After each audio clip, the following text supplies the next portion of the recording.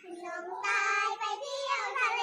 นั่งเรือลงเลนั่งดูปลาการังนอกจากพาพี่ตกหมึกตอนดึกทุกวันแล้วมานั่งชมจันทร์ด้วยกันสองคนนอกจากพาพี่ไปแลนั่งลุงโดราถึงงานจับพระซื้อสันตะเทนีไปขอพรให้ใครสุขใจว่าเจดีคอยส่องเรามีรักกันตลอดไป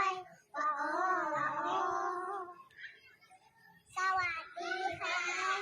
พวกเรามาจากโรงเรียนบ้านควนทีวงศ์วันนี้เราจะพาไปเที่ยวทะเลกัน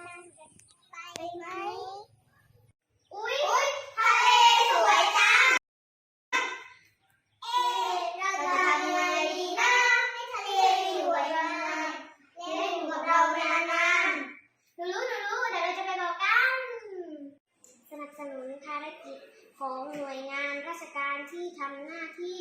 ปกป้องอธิปไตยและรักษาผลประโยชน์ของชาติทางทะเลลดการใช้พลังงานเชื้อเพลิงหรือปรับเปลี่ยนชีวิตประจำวันเพื่อลดปริมาณคาร์บอนฟุตพริ้นท์ซึ่งเป็นสาเหตุสำคัญทำให้อุณหภูมิของมหาสมุทรจะเห็นโดยเห็นร้ายทางทะเลหมายเลขโทรศัพท์1696หูคนจมน้ำฮัลโหลค่ะมีคนจมน้ำช่วยด้วยค่ะที่เกาะสมุยสร้างความรู้สึกรักห่วงใยและเป็นเจ้าของทะเลร่วมกันรณรงค์และสนับสนุนกิจกรรมการอนุรักษ์ทะเลในทุกภาคส่วนให้เห็นผลเป็นรูปธรรมที่ชัดเจนช่วยเหลือราชการเมื่อได้รับการร้องขอไม่ทิ้งขยะในทะเลและบริเวณชายฝั่งรวมทั้งเก็บขยะและทำความสะอาดชายหาดทุกครั้งเมื่อเสร็จสิ้นกิจกรรมต่างๆทางทะเลศึกษาทำความเข้าใจและปฏิบัติตามกฎหมายทางทะเลโดยเคร่งครัดลดการใช้สารเคมีไม่ว่าจะเป็นเครื่องสำอางหรือผลิตภัณฑ์ทำความสะอาดเพราะสารเคมีอันตรายเหล่านี้สุดท้ายจะไหลลงสู่มหาสมุทรของโลกนี่ไงน้ำยาถูพื้นลดการใช้กันนะครับเคารพกฎหมายเคารพสิทธิและเสรีภาพของผู้สนับสนุนการวิจัยและพัฒนานวัตกรรมใหม่ๆเพื่อใช้ประโยชน์จากทะเลไม่ทำร้ายระบบนิเวศและเป็นมิตรกับสิ่งแวดล้อมไม่สนับสนุนกิจกรรมที่ทำลายระบบนิเวศ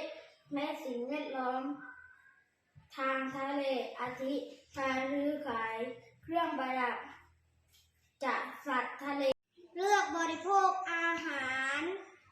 ทะเลหรืออาหารประเภทอื่นที่ไม่ส่งผลกระทบต่อความยั่งยืนของระบบนิเวศและสิ่งแวดล้อมทางทะเลเรียนรู้เผยแพร่และสร้างความตระหนักรู้เกี่ยวกับผลประโยชน์ของชาติทางทะเลโดยปริมาณการใช้พลาสติกเนื่องจากขยะบนบกส่วนใหญ่สุดท้ายจะกลายเป็นขยะทะเลและขยะพลาสติกซึ่งย่อยสลายยากจะกลายเป็นสิ่งแปลกปลอมที่ทำลายสัตว์ทะเลปีละจำนวนมากสนับสนุนการวิจัยและพัฒนานวัตกรรมใหม่ๆเพื่อใช้ประโยชน์จากทะเลไม่ทำลายระบบนิเวศและเป็นมิตรกับสิ่งแวดล้อมเช่นเครื่องมือประมงที่ใช้